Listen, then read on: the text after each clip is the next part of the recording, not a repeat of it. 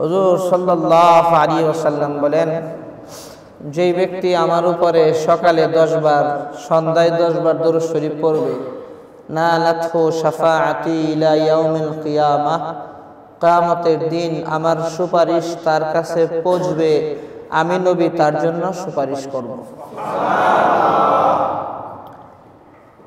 হুজুর সাল্লাল্লাহু আলাইহি ওয়াসাল্লাম বলেন, মান সাল্লা আলাইয়া ওয়াহিদান সাল্লাল্লাহু আলাইহি আশরা, আমার উপরে একবার দুরূদ শরীফ যে পড়বে, আল্লাহ সুবহানাহু ওয়া তাআলা 10 বার তার উপর রহমত নাযিল করবেন। हर के बाशद आमिले सल्लमुदाम आतशे दोज़ख शुअद बरवई हराम। दुरूद शरीफ যে পড়বে জাহান্নামের আগুন তার জন্য হারাম হয়ে যাবে। দুরূদ শরীফের অনেক ফজিলত, এই ফজিলতের আলোচনা করতে গেলে কমপক্ষে 7 দিনের দরকার। সুবহানাল্লাহ। আল্লাহ রাব্বুল আলামিন বলেন, ইন্নাল্লাহা ওয়া মালাইকাতাহু ইউসাল্লুনা আলান নবী ইয়া আইয়ুহাল্লাযীনা আমানু সাল্লু আলাইহি ওয়া সাল্লিমু তাসলিমা। ইন্নাল্লাহ, নিশ্চয় আমি আল্লাহ, নিশ্চয় কে বলেন? ওয়া মালাইকাতাহু, এবং আল্লাহ রাব্বুল আলামিনের যত ফেরেশতা আছে সমস্ত ফেরেশতারা। মালিক আল্লাহ রাব্বুল আলামিন দেখে দেখে বলেন, ও দুনিয়ার মানুষ শুনো, আমি আল্লাহ এবং আমি আল্লাহর যত ফেরেশতারা আছে, ফেরেশতারা খায়ও না, ঘুমায়ও না, ছেলেও না, মেয়েও না, ফেরেশতারা নূরের তৈরি। 24টা ঘন্টা আল্লাহ রাব্বুল আলামিনের ডিউটি করে, 24টা ঘন্টা আল্লাহ রাব্বুল আলামিনের ইবাদত বন্দেগীতে লিপ্ত। ও দুনিয়ার মানুষ, আল্লাহ রাব্বুল আলামিন দেখে দেখে বলেন, ইন্নাল্লাহা ওয়া মালাইকাতাহু, নিশ্চয় আমি আল্লাহ এবং আমার যত ফেরেশতারা আছে সমস্ত ফেরেশতারা, আমি আল্লাহ নিজে, আমার ফেরেশতারা যারা আছে সবাই ইউসাল্লুনা আলান নবী, আমার নবী আমার রাসূলের উপর আমরা দরুদ শরীফ পড়ি। আল্লাহ নিজে সৃষ্টিকর্তা, নিজে আসমান আর জমিনের মালিক, গ্রহ নক্ষত্র সবকিছুর মালিক আল্লাহ সুবহানাহু ওয়া তাআলা। তিনি বলেন, আমি আল্লাহ নিজে আবার সমস্ত ফেরেশতারা সবাই আমরা নবীর উপর দরুদ পড়ি। হে ঈমানদারেরা, তোমরাও আমার রাসূলের উপরে, আমার নবীর উপরে দরুদ পড়ো। ইয়া আইয়ুহাল্লাযীনা আমানু সাল্লু আলাইহি ওয়া সাল্লিমু তাসলিমা। ও ঈমানওয়ালারা, আমার নবীর উপরে, আমার রাসূলের উপরে তোমরাও দরুদ পড়ো। আমি আল্লাহ আমার রাসূলের উপর দরুদ পড়ার বরকতে তোমার জন্য জাহান্নামের আগুন হারাম করে দিব।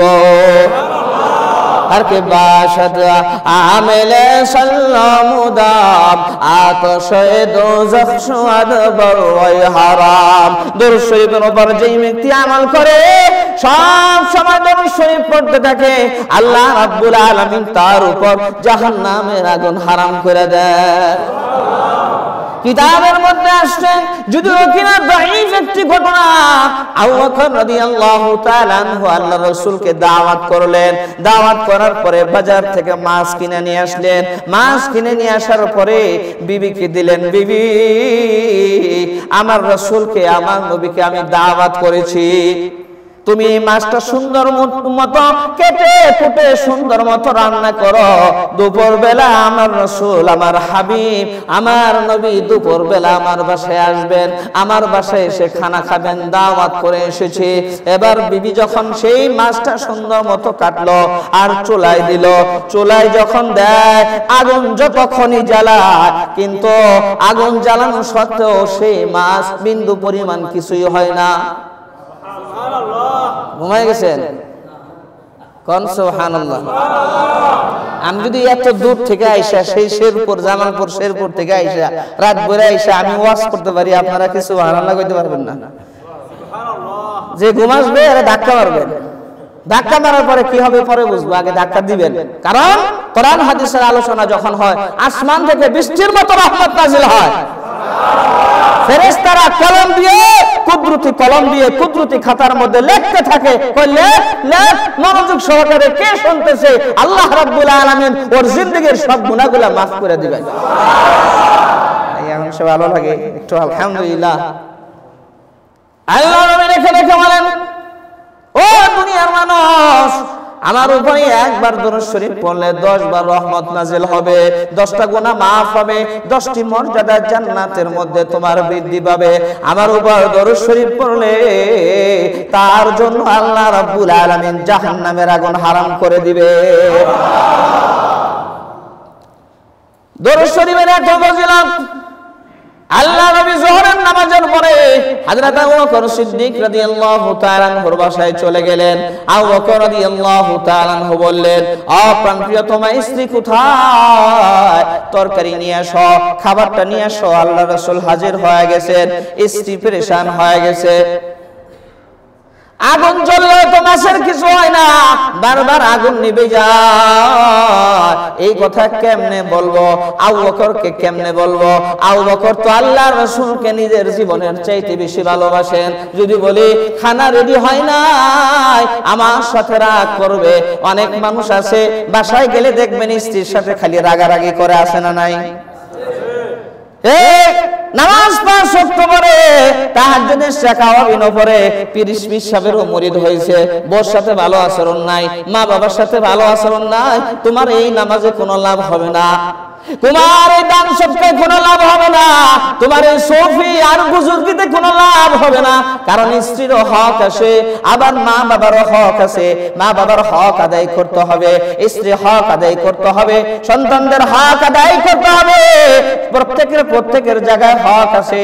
ওই হক গুলা যদি আদায় করতে পারো, তেমন যদি তুমি আমল নাও করতে পারো, নফল ইবাদত বন্দেগী নাও করতে পারো, আল্লাহ নবী ডেকে বলেন, তোমার স্ত্রী বলেছে আমার স্বামী ভালো, তাহলে তুমি আল্লাহর কাছে ভালো, তোমার জন্য আল্লাহ রাব্বুল আলামিনের তৌরি জান্নাত ওয়াজিব। হযরত আবু বকর রাদিয়াল্লাহু তাআলা ডেকে বলেন, কোথায়? এখনো পর্যন্ত খাবারটা কেন আনতেছো না? কারণটা কি? হযরত আবু বকর রাদিয়াল্লাহু তাআলা স্ত্রী ডেকে বলেন, একটু ভিতরে আসেন। ভিতরে আসার পরে চোখের পানি ছেড়ে দিয়ে বলে, আপনি তো বারবার তাকাতে দেন, কিন্তু আল্লাহ রাসূলকে আমি এত মহব্বত করি, ভালোবাসি, আমার জীবনের চাইতে আল্লাহর নবীকে বেশি ভালোবাসি। আল্লাহ নবী রেখে বলেন, লা ইউমিনু আহাদুকুম হাত্তা আকুনা হাব্বা ইলাইহি মিন ওয়ালিদিহি ওয়া ওয়ালাদিহি ওয়ান নাসি আজমাইন। ও দুনিয়ার মানুষ, ততক্ষণ পর্যন্ত পরিপূর্ণ মুমিন হইতে পারবা না যতক্ষণ পর্যন্ত আমি রাসূলকে তোমার মার চাইতে, বাবার চাইতে, স্ত্রী সন্তান সন্ততির চাইতে, সবার চাইতে আমি রাসূলের ভালোবাসা বেশি না হবে, ততক্ষণ পর্যন্ত তোমরা লা ইউমিনু আহাদুকুম পরিপূর্ণ মুমিন হতে পারবে না। আল্লাহ রাসূলের ভালোবাসা অন্তরে থাকবে সবচাইতে বেশি। বলে যে এত মহব্বত, এত ভালোবাসা আল্লাহ রাসূলের জন্য, আল্লাহর নবীর জন্য, আল্লাহর নবীর ইজ্জত রক্ষা করার জন্য নিজের জীবনকে বিলিয়ে দিবে, কুণ্ঠাবোধ করবে না। এটা হলো আল্লাহর রাসূলের ভালোবাসা। আর নবীজি বলেন, তখনই তুমি পরিপূর্ণ মুমিন হইবা। রাসূলের ভালোবাসায় দরুদ শরীফ পড়লে কি ফজিলত! হুজুর সাল্লাল্লাহু আলাইহি ওয়াসাল্লাম বলেন, আবু বকর কি ব্যাপার, এখনো পর্যন্ত খাবার আনতেছো না? হযরত আবু বকর বলেন, হ্যাঁ বলতেছো, কি হইছে? কই, ইয়া রাসূলুল্লাহ, কোনোভাবেই যে মাছ বাজার থেকে আনছি, এই মাছ চুলাই দেওয়ার পরে আগুন জ্বালাইতে গেলে আগুন নিভে যায়, যাও আগুন ধরে, এরপরে মাছ কিছুই হয় না। হুজুর সাল্লাল্লাহু আলাইহি ওয়াসাল্লাম বলেন, ঠিক আছে, আমি একটু দেখি তো। আল্লাহ রাসূল দেখা মুস্কি করে হাসি দিয়ে বলেন, এই মাছ হাজী সাহেবদের একটা স্টিমার যাইতেছিল, যখন হাজী সাহেবেরা আমার উপর দরুদ শরীফ পড়তেছিল, এই মাছ সেই সাগরের পানির ভিতর থেকে কান লাগিয়ে দরুদ শরীফ শুনেছে। দরুদ শরীফ শোনার কারণে আল্লাহ তাআলা তার জন্য দুনিয়ার আগুন হারাম করে দিয়েছেন। हर के बाशद आमेले सल्लामुदाब आतशे दोज़ख स्वाद बरवय हराम। दुरूद शरीफ আল্লাহ নবী রেখে বলেন, যেই ব্যক্তির ঘরের মধ্যে বরকত নাই, ঘরের মধ্যে সব সময় বেবরকতি লেগে থাকে, ঘরের মধ্যে কোনো বরকত নাই, আইন কামের মধ্যে কোনো বরকত নাই। বুজুর্গানে দিনরা বলেন পরীক্ষিত আমল, যে ব্যক্তি বেশি বেশি দুরূদ শরীফ পড়বে ওর জিন্দেগির মধ্যে কোনোদিন অভাব অনটন হবে না। পেরেশানিতে আসা দরুদ শরীফ বেশি বেশি পড়ো, দরুদ শরীফের বরকতে আল্লাহ তাআলা তোমার পেরেশানি দূর করে দিবেন। ব্যবসা বাণিজ্য মন্দা, বেশি বেশি দরুদ শরীফ পড়ো, তোমার ব্যবসা বাণিজ্যের মন্দা ভাব চলে যাবে। যে অবস্থার সম্মুখীন হও না কেন, দরুদ শরীফ বেশি বেশি পড়ো, আল্লাহ রাব্বুল আলামিন ওই কঠিন অবস্থা তোমার দূর করে দিবে। হুজুর সাল্লাল্লাহু আলাইহি ওয়াসাল্লামের মেয়ের জামাইয়ের নাম হলো হযরত আলী রাদিয়াল্লাহু তাআলা আনহু। নাম কি বলেন? ঘুমাইতেছেন? অসুবিধা? দেশের কি অবস্থা? আল্লাহ রাসূলের মেয়ের জামাইয়ের নাম কি?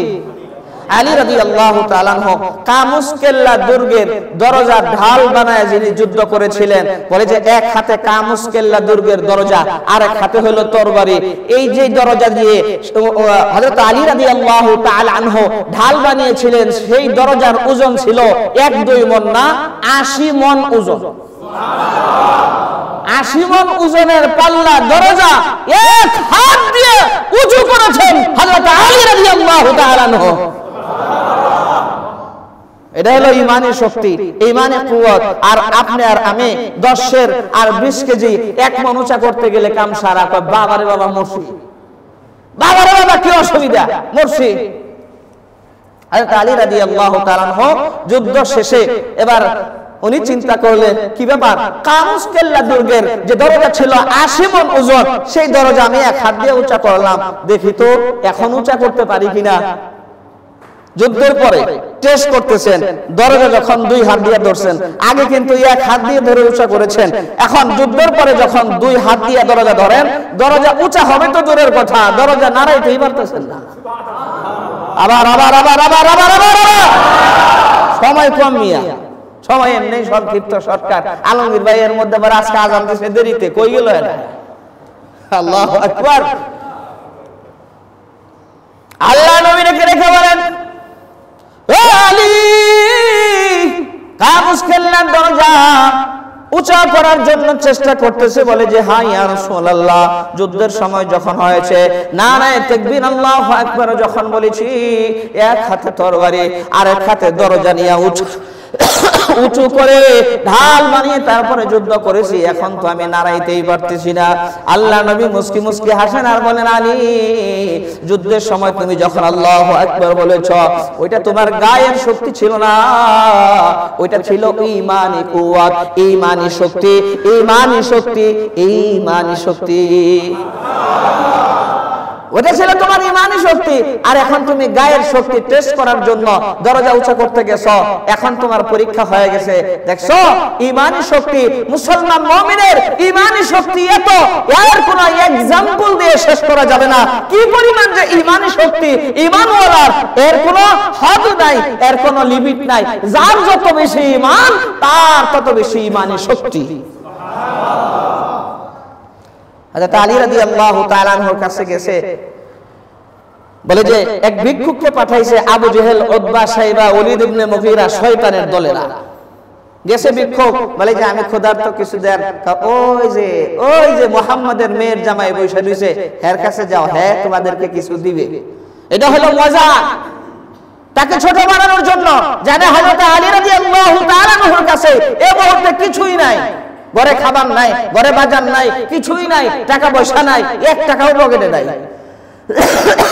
এখন দেখায় দিছে ওই যে মুহাম্মাদের মেয়ের জামাই, যাও তাকে শেরে খোদা বলে, এর কাছে যাও, তোমাকে অনেক কিছু দিবে।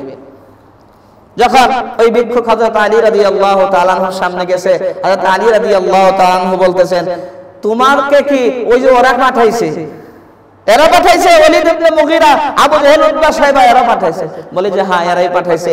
এরা বলছে রাসূলের মেয়ের জামাইয়ের কাছে যাও, আর রাসূলের মেয়ের জামাই তোমাকে অনেক কিছু দিবে।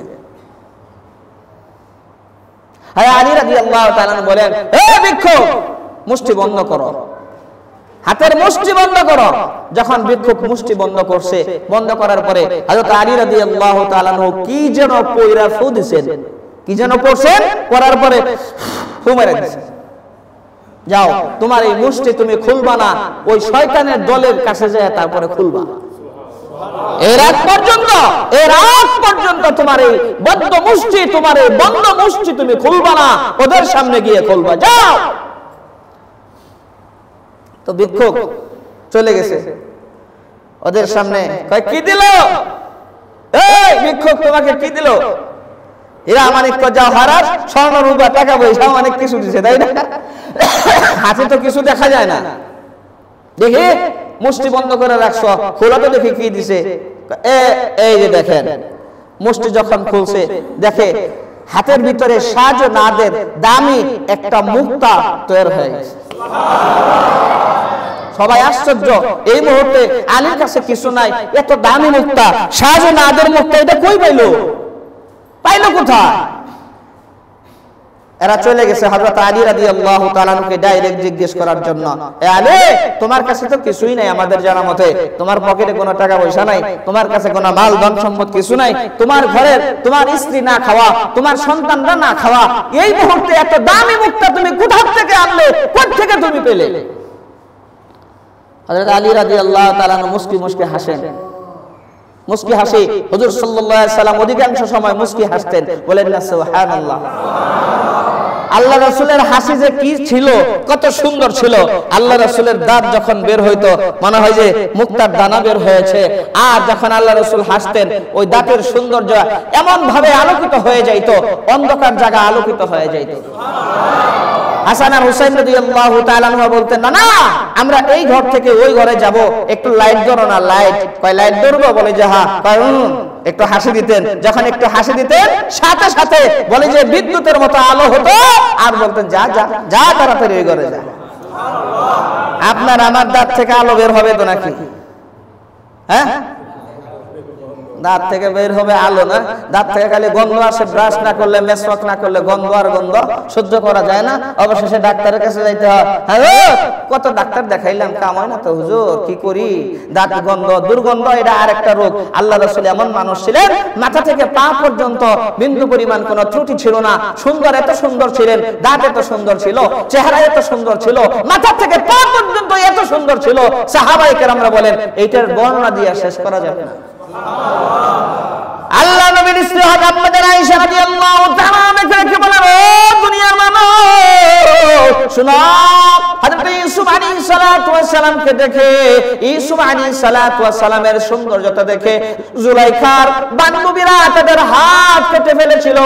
আর আল্লাহ রাসূলের সৌন্দর্যতা দেখে, আল্লাহ নবীর সৌন্দর্য দেখতে গিয়ে কারো হাতে যদি ছুরি দেওয়া হতো, আল্লাহ রাসূল এত সুন্দর ছিলেন, কলিজা কেটে ফেলবে, এরপরও টের পাবে না। এত সুন্দর ছিলেন হুজুর সাল্লাল্লাহু আলাইহি সাল্লাম। হাদিসের শব্দের মধ্যে এসেছে ওয়াসিমুন কাসিমুন। আল্লাহ রাসূল এত সুন্দর, যত দেখা হয় একবার দেখলে আরেকবার দেখার জন্য পাগল হয়ে যায়। যত দেখতো দেখার পরে আগের চাইতে আগ্রহ বেড়েই যেত। একটা জিনিস দেখলে এটা সুন্দর, বলে যে আবার দেখেন, সুন্দর, আবার দেখেন, দেখ মিয়া কতবার দেখবো। আর আল্লাহ রাসূল এত সুন্দর ছিলেন, একবার যে দেখতো দেখার জন্য পাগল হয়ে যেত, আবার যে দেখতো আবার দেখার জন্য আগের চাইতে 1000 গুণে পাগল হয়ে যেত। আর কাসিমুন অর্থ হলো রাসূল সামনে থেকে যেরকম সুন্দর, পিছন থেকে একই সুন্দর, ডানে বামে সব দিক থেকে একরকম সুন্দর ছিলেন আল্লাহর নবী, বিশ্ব নবী। চেহারাটা ভালো কিন্তু খাটো। হ্যাঁ, এরকম চেহারাটা খুব সুন্দর মাশাআল্লাহ, কিন্তু গায়ের কালার ভালো না। বলে যে লোকটা দেখতে ভালো, উষা লম্বা, কিন্তু কালা কুটকুটে। এরকম হয় কি হয় না? কোন না কোন ত্রুটি আছেই মানুষের মধ্যে। আল্লাহ রাসূলের মধ্যে কোনো ত্রুটি ছিল না, কোন বিস্মৃতি ছিল না। হযরত আলী রাদিয়াল্লাহু তাআলা বলেন, ও কাফের বেঈমানের দলেরা, তোমরা জিজ্ঞেস করতেছো এত দামি মুক্তা কোথায় পেলাম? বলে যে হ্যাঁ, তোমার কাছে তো কিছুই নাই, তুমি এত দামি মুক্তা, শাহজাহানের মুক্তা কোথা থেকে তুমি আনলে?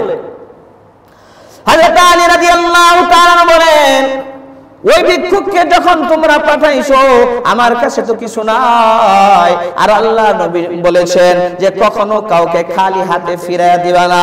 এই জন্য আমি এক কাজ করেছি, আমি আল্লাহ রাসূলের উপর দরুদ পড়ে আমার শ্বশুরের উপর একবার দরুদ শরীফ পড়ে আমি তার মুষ্টির মধ্যে ফুৎকার মেরেছি। আল্লাহ রাব্বুল আলামিন ওই দরুদ শরীফের বরকতে এরকম দামি মুক্তা বানায় দিয়েছে। কত ফজিলত দরুদ শরীফের, বেশি বেশি দরুদ শরীফ পড়া, বেশি বেশি দরুদ শরীফ পড়া। ও দুনিয়ার মানুষ, আল্লাহ নিজে আল্লাহ রাসূলের উপর দরুদ পড়েন, ফেরেশতারা দরুদ পড়ে, আমরা কি দরুদ পড়তে পারবো না? ইনশাআল্লাহ সবাই পারবো ইনশাআল্লাহ। আর ঘটনা তো অনেক, বহুত ঘটনা, বহুত ফজিলত। এগুলা কখন বলবো, কোন সময় বলবো? ঘড়িতে ঠিক ঠিক বলতেছে আল্লাহ রাসূল সাল্লাল্লাহু আলাইহি সাল্লামের উপর দরুদ শরীফ পড়তো এক আল্লাহর বান্দা দৈনিক 300 বার। কতবার? দৈনিক 300 বার দরুদ শরীফ পড়তো।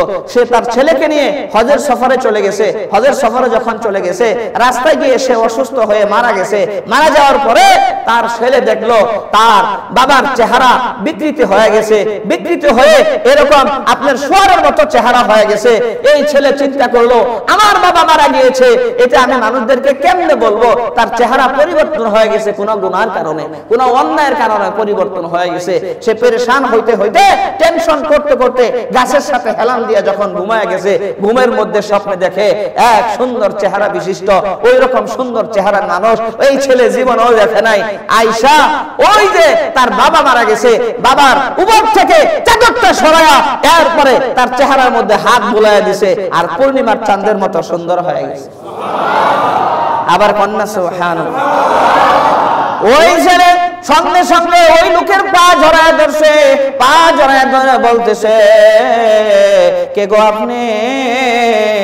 আমার বাবার চেহারা পরিবর্তন হয়ে শুকরের মতো হয়ে গেছিল, কিন্তু আপনার বরকতি হাত যখন আমার বাবার চেহারার মধ্যে পড়ল, সঙ্গে সঙ্গে আমার বাবার চেহারাটা পূর্ণিমার চাঁদের মতো সুন্দর হয়ে গেল। আপনি কে? আপনার পরিচয় দেওয়ার আগ পর্যন্ত আপনাকে যাইতে দিব না। তখন ওই লোক দেখে দেখে বলে ভালো মতো আমার চেহারার দিকে তাকায় আমাকে চেনস কিনা? ওই ছেলে বলে হ্যাঁ আপনাকে চেনা চেনা লাগে, বড় আপন আপন লাগে, মনে হয় 1000 বছর থেকে আপনাকে চিনি, কিন্তু ভালো মতো বলতে পারতেছি না। তখন ওই লোক দেখে দেখে বলে ভালো মতো তাকায় দেখ, আমি হইলাম উম্মতের কান্ডারি, রাহমাতুল লিল আলামিন, বিশ্ব নবী জনাবে মুহাম্মদুর রাসূলুল্লাহ সাল্লাল্লাহু আলাইহি ওয়াসাল্লাম। কন্যা কন্যা কন্যা সুবহানাল্লাহ। এবার ওই ছেলে ডেকে ডেকে বলে ইয়া রাসূলুল্লাহ, ইয়া হাবিবাল্লাহ, আমার আব্বার জন্য আপনি চলে আসছেন, আমার আব্বার কি আমল? আল্লাহ নবী ডেকে ডেকে বলেন এ যুবক শোন, তোর আব্বা দৈনিক আমার উপর 300 বার দরুদ শরীফ পড়ে, আর দরুদ শরীফ নিয়ে ফেরেশতারা হাজির হয়ে যায়, দৈনিক আমার কাছে হাজির হয়ে বলতে থাকে ইয়া রাসূলুল্লাহ, অমুকের ছেলে অমুক অমুক এলাকার বাসিন্দা, তার নাম এই, সে আপনার উপরে 300 বার দরুদ শরীফ পড়েছে, দৈনিক সে 300 বার করে দরুদ শরীফ পড়তে, বলেন না সুবহানাল্লাহ। আরে যুবক, আজকে তোর বাবা মারা গেল, এই তোর বাবার 300 বার দরুদ শরীফ আমার কাছে পৌঁছলো না। আমি ফেরেশতাদেরকে জিজ্ঞেস করলাম কি ব্যাপার, কারণটা কি? কি ব্যাপার, কারণটা কি? ওই লোক যে 300 বার করে দরুদ শরীফ পড়ে আমার উপরে, সেই লোকটার দরুদ শরীফ আসলো না কেন? বলে যে ইয়া রাসূলুল্লাহ, ইয়া হাবিবাল্লাহ, ওই লোকের আজকে ইন্তেকাল হয়ে গেছে, মওত হয়ে গেছে, কিন্তু দুঃখের বিষয় হলো ওই লোকের এত গুনাহ, এত অন্যায়, ওই গুনাহের কারণে তার চেহারা পরিবর্তন হয়ে শুকরের মতো হয়ে গেছে। আল্লাহ নবী ডেকে ডেকে বলে ও ফেরেশতারা, যেই লোক 300 বার করে আমার উপর দরুদ পড়ে তার এরকম অবস্থা হতে পারে না। আমি হইলাম উম্মতের কান্ডারি, আমি হইলাম রাহমাতুল লিল আলামিন, চলো চলো চলো, তোর বাবার জন্য আমি এই জায়গায় হাজির হয়ে গেছি, বুঝতে বলেন না সুবহানাল্লাহ। যুবক দেখে দেখে বলে ঘুম থেকে যখন জাগ্রত হলাম, ঘুম থেকে জাগ্রত হয়ে দেখি আমার বাবার চেহারার উপর থেকে কাপড়টা সরাইয়া দেখি সত্যি সত্যি সত্যি আমার বাবার চেহারাটা পূর্ণিমার চাঁদের চাইতে বেশি সুন্দর হয়ে গেছে।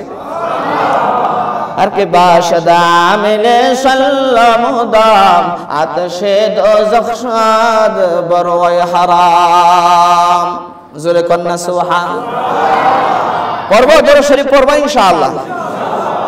এই জন্য বুজুর্গানে দিন বলেন প্রত্যেক দিন কোন ব্যক্তি যদি 1000 বার করে দরুদ শরীফ পড়তে পারে, কয় হাজার বার? 1000 বার দরুদ শরীফ পড়তে পারে, কোন এক রাতে আল্লাহ সুবহানাহু ওয়া তাআলা আল্লাহর রাসূলকে স্বপ্নে দেখায় দিবেন। শর্ত হলো ফরজ ওয়াজিব আর সুনান এগুলোর উপর আমল করতে হবে, অটল অবিচল থাকতে হবে। দৈনিক 1000 বার করে দরুদ শরীফ পড়লে অবশ্যই কোন না কোন রাতে ইনশাআল্লাহ সুম্মা ইনশাআল্লাহ আল্লাহর রাসূলকে সে স্বপ্নে দেখবেই। ভাইরা আমার, বাবাজিরা আমার, ও জান্নাতীয় বাড়ির মানুষ, একটা বার দরুদ শরীফের আমল শুরু করে দেখেন, আপনার জিন্দেগি পরিবর্তন হয়ে যাবে, আপনার জীবনটা পাল্টে যাবে।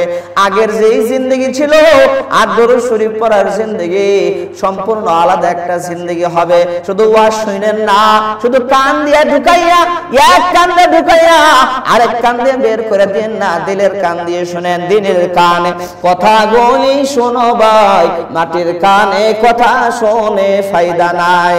মাটির কান তো সবার আসে দেখা যায়, দিলের কানে শুধু মানুষ শুনে জানা যায়।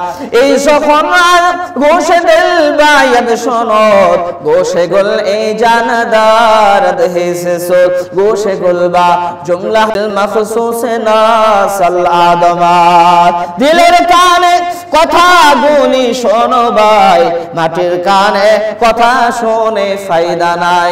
মাটির কান তো সবার আসে দেখা যায়, দিলের কানে শুধু মানুষ শুনে জানা যায়। কথা ঠিক কিনা? এই জন্য কথা দিলের কান দিয়ে শুনেন। আল্লাহ সুবহানাহু ওয়া তাআলা যেই ব্যক্তি দরুদ শরীফ পড়বে তার উপর থেকে বালা মুসিবত দূর করে দিবেন, তার অভাব-অনটন দূর করে দিবেন, তার চিন্তা পেরেশানি দূর করে দিবেন। আল্লাহ রাব্বুল আলামিন আমাদের সবাইকে তৌফিক দেন। আমিন। দরুদ শরীফও পড়লাম, সুদও খাইলাম। সুদ খুব নেকির কাম, তাই না? একজনে কয় হুজুর একটু সুদ নিয়ে কিছু কইেন। সুদ নিয়ে তাহলে একটু হালকা একটু বলি, তারপরে কালেকশনের দিকে চলে যায়, নাকি কোন ইনশাআল্লাহ। দরুদ শরীফও পড়লাম, সুদও খাইলাম। সুদ হাজী সাহেব যদি সুদ খায় তাহলে কি এটা হালাল হবে, জায়েজ হবে?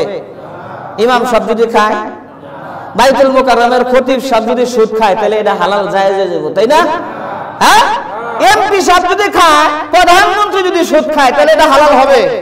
আরে সত্য ভাই এমন, সত্য ভাই এমন কোন এক স্টেজে নাই, কোন এক কঠিন পরিস্থিতিতে সুদ খাওয়া জায়েজ হয় না, কিন্তু মরা গরুর গোশত খাওয়াও পরিস্থিতি অনুযায়ী জায়েজ হয়, কিন্তু সুদ খাওয়া জায়েজ হয় না। সুদ কত ভয়াবহ! হুজুর সাল্লাল্লাহু আলাইহি সাল্লাম বলেন সুদের ৭৩টা স্তর, তার মধ্যে একটা স্তর হলো নিজের আপন মায়ের সাথে জিনা করা। বলেন নাউজুবিল্লাহ। আর জোরে বলেন নাউজুবিল্লাহ। এই জন্য সুদ বর্জন করতে হবে। খবরদার, খবরদার। আল্লাহ রাসূল বলেছেন, এই শোনো, তুমি মুসাফির, দুলামরিন হয়ে গেছো, মুসাফিরের দোয়া কবুল হয়। আল্লাহর নবী ডেকে ডেকে বলেছেন যে তোমার দোয়া তো কবুল হবে, তুমি হাত তুলেছ, দুলামরিন চেহারা নিয়ে তুমি হাত তুলেছ, ক্লান্ত শ্রান্ত অবস্থায়, ক্ষুধার্ত অবস্থায়, তোমার তো দোয়া কবুল হওয়ার কথা, অথচ তুমি যে খাবার খাও এটাও হারাম, তুমি যে পানীয় পান করো সেটাও হারাম, তুমি যে গায়ে জামা কাপড় দিয়েছ ওইটাও হারাম টাকার মধ্যে তুমি কিনেছ, সুদের টাকায় তুমি কিনেছ। ফাআন্না ইস্তাজাবু, এই সুফি সাহেব, তোর দোয়া কেমনে কবুল হবে রে? তোর দোয়া কেমনে কবুল হবে? হাজার বছর কাল্লো চিৎকার করো, তোর দোয়া কবুল হবে না, কবুল হবে না, কবুল হবে না। জোরে কন্না নাউজুবিল্লাহ। সুদের 1 টাকা, হুজুর সাল্লাল্লাহু আলাইহি সাল্লাম বলছেন দিরহাম রিবান, সুদের 1 টাকা 36 বার জিনার সমান। সুদের 1 টাকা কয়বার? কিসের সমান? জিনা করার সমান, ব্যভিচার করার সমান। জোরে কন্না নাউজুবিল্লাহ। আল্লাহ নবী দেখে দেখে বলেন, ও সাহাবীরা শুনো, আমি দেখেছি রক্তের একটা নদী, ওই রক্তের নদীর মধ্যে এক লোক ওই রক্তের নদীর মধ্যে হাবুডুবু খাচ্ছে, আর এক লোক পাথর নিয়ে কিনারে দাঁড়িয়ে আছে। ওই লোক যখন কিনারে আসতে যেতে যায় সঙ্গে সঙ্গে পাথর মেরে তাকে আবার ওই নদীর মাঝখানে পাঠায়া দেয়। আমি জিবরাইলকে জিজ্ঞেস করলাম, জিবরাইল এই লোকটাকে রক্তের নদীর মধ্যে হাবুডুবু খাচ্ছে। তখন জিবরাইল আলাইহিস সালাতু ওয়াস সালাম ডেকে ডেকে বলেন, ইয়া রাসূলুল্লাহ, ইয়া হাবিবাল্লাহ, হাদা কিলুর রিবা, এই লোকটা আর কোন লোক না, এই হলো সুদখোর, এই হলো সুদখোর, এই হলো সুদখোর। জোরে কন্না নাউজুবিল্লাহ। সুদ যদিও দেখতে মনে হয় যে বাড়ে, যদিও দেখতে মনে হয় বাড়ে, 1 লাখ টাকা দিল, 1,50,000 10,000 টাকা পাইলো, 10,000 টাকা বেশি পাইলো, দেখতেও যদিও কিনা বাড়ে, দেখা যায় বাড়ে। আল্লাহ রাব্বুল আলামিন বলেন, এই বেককলের গাপটি, তোর এটা বাড়ে না, তোর এটা কমে। আমি আল্লাহ ঘোষণা দিয়ে দিলাম, তার কারণ হলো শোন, তোর এমন মুসিবত আসবে, অপারেশনের মাধ্যমে 50,000 আমি আল্লাহ নামায় দিব। 1,10,000 পাইলো, 1,10,000 পাইলো, নামলো 50,000, তাহলে লস হলো কত? 40,000। লস হলো কত? দেখছেন নি অবস্থা? আল্লাহ বলেন তোমার দেখতে দেখা যায় এটা বাড়তেছে, কিন্তু আমি আল্লাহ কমায় দেব। ও বুজুর্গ, তুমি সুদ খাও, শোনো, সুদ কর, শোনো, তুমি যখন সুদ খাইবা তোমার ঘরে বরকত থাকবে না, তোমার বউয়ের সাথে কাইজা ঝগড়া, তোমার সন্তানরা তোমার কথা শুনবে না, শোনো শোনো শোনো, সব দিক দিয়ে তোমার অশান্তি লেগে থাকবে। জোরে জোরে কন্না নাউজুবিল্লাহ। এখন সুদ যদি সমাজের মধ্যে 100-র মধ্যে 90 জন খায়, সুদ কি জায়েজ হবে, হালাল হবে? আগেই তো বললাম, কাবা ঘরের ইমাম সাহেব খাইলো একই, কাবা ঘরের ইমাম সাহেব খাইলো কি একই। এই জন্য সুদ বর্জন করতে হবে। খবরদার খবরদার, জীবন চলে গেল, আল্লাহ রাব্বুল আলামিন যে মারাত্মক হারাম করেছেন সুদকে, সেই সুদ আমরা বর্জন করব ইনশাআল্লাহ। নিয়ত আছে তো ইনশাআল্লাহ? যারা খাই না তারা জীবনে খাবো না, আর যারা খাই তারাও ইনশাআল্লাহ আর জীবনে খাবো না, এগুলা থেকে বের হয়ে আসবো। আমাদের এক ভাই ছিলেন মুরব্বী, যখন সুদের ওয়াজ করলাম, সে সুদের ওয়াজ করলে একটু খেপতো। একদিন আমি তাকে বললাম, কি মিয়া, আপনি তো আমার সামনে খেপেন না, আড়ালে আড়ালে যায় খুব সমালোচনা করেন। শুনেন, সুদের মাধ্যমে কি হয় জানেন? আপনার এই যে দেখেন রিং পরাইছেন, আবার ডাক্তার বলছে আবার রিং পরাইতে হবে, আপনি নিয়ত করেন ইনশাআল্লাহ সুদ বর্জনের নিয়ত করেন, আপনার আর রিং পরাইতে হবে না, এই ব্লক ছুটায় দিবেন আল্লাহ রাব্বুল আলামিন নিজেই। তখন বাসায় যায় যখন তাকে বললাম, তখন সে নিয়ত করছে, হুজুর আমি সুদের ব্যবসা বাদ দিয়ে দিছি, এখন একটা ব্যবসা করেছি ফ্রেম হাউসের মধ্যে, মাশাআল্লাহ ভালো বরকত হোক। কিছুদিন পরে সে খুশি হয়ে আমারে ডাক দিছে, আমাকে বিস্কিটটা খাওয়ানোর জন্য ডাকছে, অনেক কিছু ইন্তজাম করছে, মাশাআল্লাহ। এরপরে সে বলতেছে, হুজুর আপনার কথা সত্যি, আমাকে আমার কথা সত্যি না, আল্লাহ রাসূলের কথা সত্যি, কারণ সুদ বর্জন করলে আল্লাহ বরকত দেয়। আল্লাহ তাআলা এমন একটা ব্যবসা দিয়ে দিবেন, মাশাআল্লাহ। আগে সুদের মাধ্যমে যেই টাকা কামাই করতাম, এখন এই ব্যবসার মাধ্যমে তার চাইতে 10 ডাবল কামাই করব ইনশাআল্লাহ। এই লোককে পাসপোর্ট ভিসা করাইয়া ইন্ডিয়া পাঠিয়ে দিছে, রিং পরাইতে হবে, বাংলাদেশ থেকে বলছে রিং পরাইতে হবে। সে যখন ইন্ডিয়া গেছে, ইন্ডিয়া যাওয়ার পরে ইন্ডিয়ার ডাক্তার তাকে বলছে, মিয়া কে বলছে আপনার রিং পরাইতে হবে, আপনি রিং পরাইলে মারা যাবেন, ওষুধ খাইলে যথেষ্ট। আর জোরে কন্যা সুবহানাল্লাহ। ও মিয়া তুমি বাদ দাও, তুমি বর্জন করো, আল্লাহর উপর ইয়াকিন রাখো, বিশ্বাস রাখো, আল্লাহ তোমার জিন্দেগীর মধ্যে বরকত আর বরকত দিয়ে দিবেন, এতে কোনো সন্দেহ নাই। কথা ঠিক না? আল্লাহ রাব্বুল আলামিন আমাদের সবাইকে কবুল করেন, মঞ্জুর করেন, আমিন।